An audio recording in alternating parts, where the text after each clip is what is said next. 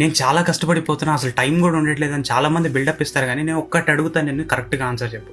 నువ్వు నిజంగా కష్టపడుతున్నావా? ఎందుకంటే నువ్వు పడుకొని కూడా రీల్స్ స్క్రోల్ చేయడం కానీ, వీడియో గేమ్స్ ఆడడం కానీ, లేదా ఎవరితోనో చాట్ చేయడం కానీ చేస్తున్నావు అంటే నువ్వు ఆ రోజు నిజంగా కష్టపడ్డావా? ఇది చాలా మంది ఒప్పుకోరు. కానీ నిజంగా ఒక రోజంతా కష్టపడినోడు బెడ్ టచ్ అయిన వెంటనే స్విచ్ ఆఫ్ అయిపోతుంది వాడి బాడీ. అది ఫిజికల్ గానే నువ్వు ఏదో బరువులు మోసే అక్కర్లేదు, ఏదో పెద్ద పెద్ద కష్టాలు పడిపోక్కర్లే.